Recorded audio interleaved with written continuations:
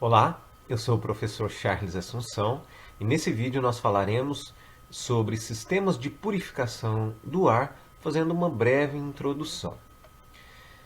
Como sequência do assunto de ventilação, especialmente a ventilação local exaustora, nós temos que abordar como tratar esse ar que é succionado, ar que está contaminado por aquele poluente que foi gerado no processo, no ambiente que está sendo tratado. E tão importante quanto succionar, quanto fazer essa exaustão do ar poluído, é tratar esse ar e devolvê-lo à atmosfera dentro dos parâmetros aceitáveis pela legislação. Muitas vezes nós não conseguiremos e nem precisamos devolver esse ar em condições idênticas à atmosfera, mas existem limites que devem ser observados e atendidos para que o processo seja eficiente e o ambiente não seja prejudicado e contaminado num nível além daquele especificado pela legislação. Então a gente pode separar os grupos de equipamentos que promovem essa purificação, que já está um pouquinho fora ali da captação, mas está normalmente entre o sistema que está captado, o ambiente e o ventilador. Normalmente esses sistemas se posicionarão ali antes do ventilador, exatamente para que no ventilador já passe o ar com uma carga de contaminante bem menor, para que não tenhamos problemas tanto de manutenção quanto de operação do ventilador. Nós podemos separar esses grupos de equipamentos em dois grupos. Aqueles que vão, e isso em função do contaminante naturalmente, aqueles que vão tratar as partículas, e para esse grande grupo nós temos basicamente os filtros de ar, os coletores de poeira, sejam inerciais, gravitacionais e centrífugos, e os lavadores de gases ou de ar. E a gente vai falar sobre esses num vídeo futuro. Aqui a gente só vai dar uma visão geral. E por outro lado, quando a contaminação não é por partículas, seja sólida, seja líquida, a gente tem os contaminantes gasosos.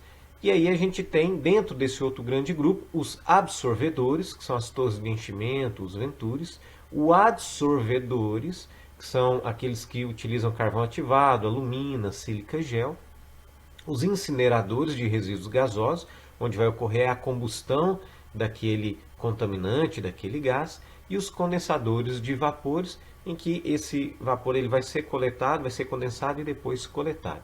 É importante dizer que essa carga depois de contaminante ela tem que ser destinada, tem que ser tratada. Muitas vezes, dependendo do processo, das poeiras, das lamas geradas, esses coprodutos são utilizados em processos como, por exemplo, se a gente pega poeira de siderurgia, a lama de siderurgia captada, gerada pela captação dos processos siderúrgicos, alguns deles podem ser aplicados na fabricação de asfalto, de tijolos, de materiais de outros usos, mas que são materiais que têm um determinado valor agregado. Então eles não são rejeito propriamente, por assim dizer, mas podem ser tratados e vistos como coprodutos e gerar inclusive receitas para aquela empresa que está fazendo a captação.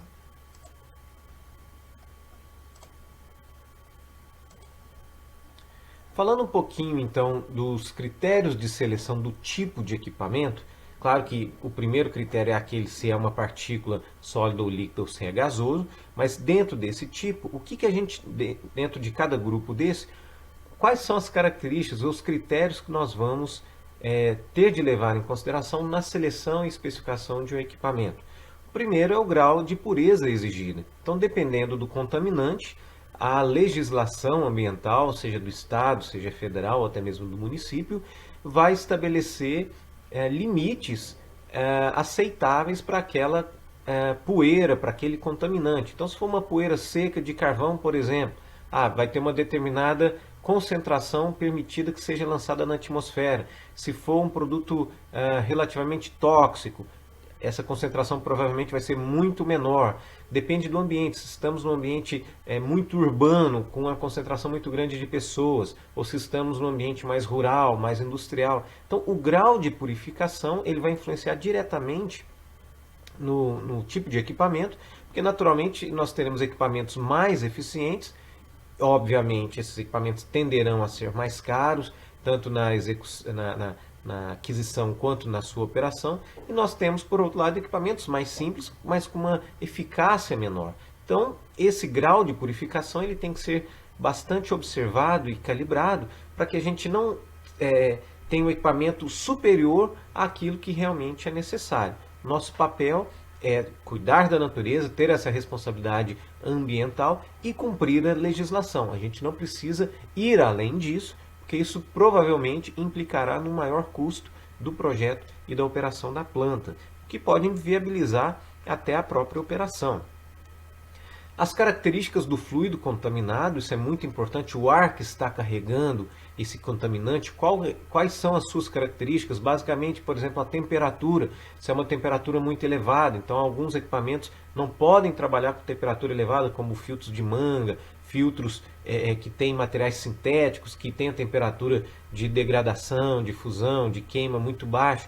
Então, se essa temperatura é muito elevada, a gente pode escolher um tipo de equipamento em detrimento do outro, se há umidade ou se não há umidade, enfim, a característica do fluido e também a característica da própria partícula contaminante, do próprio contaminante.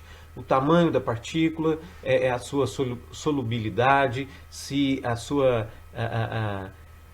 questões de reação química, biológica, enfim, são essas características que a gente tem que levar, esses critérios que a gente tem que levar em consideração para a seleção dos equipamentos.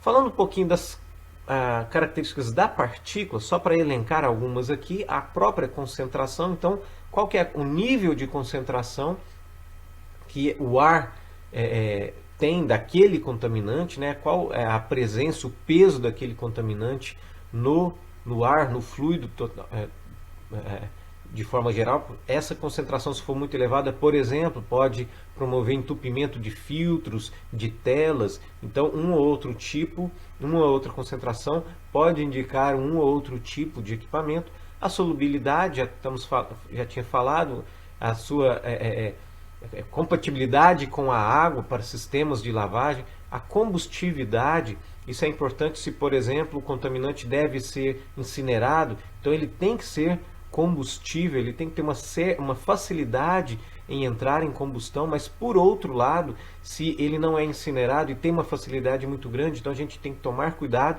para que o sistema não entre em combustão de forma indesejada, de forma indevida.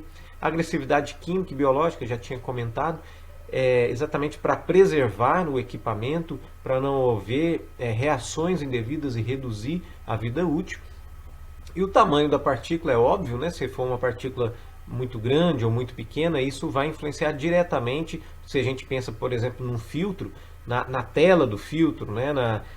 O quão fechada ou quão aberta aquela tela deverá ser. Sempre lembrando que nesse tipo de equipamento, a perda de carga do escoamento do ar, ele é bastante significativo e a gente tem que levar isso em consideração, porque isso vai ter um impacto direto no ventilador e também nos dutos, porque se a perda de carga, por exemplo, é muito grande, a gente vai requerer pressões muito negativas ao longo de todo o sistema.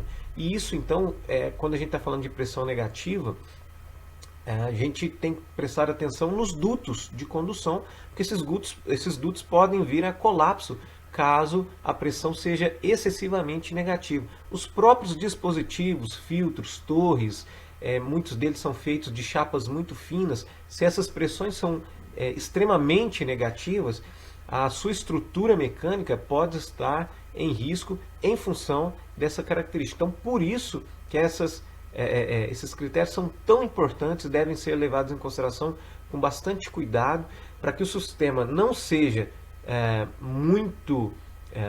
não gere uma pressão negativa muito grande, vamos assim dizer, em função da perda de carga desse sistema de purificação e de tratamento de ar, para manter a integridade física e estrutural dos equipamentos e também não penalizar o ventilador, porque se essa perda de carga é excessiva, naturalmente o ventilador vai tender a ter um tamanho maior, o que vai implicar num custo maior tanto de aquisição quanto de operação e manutenção.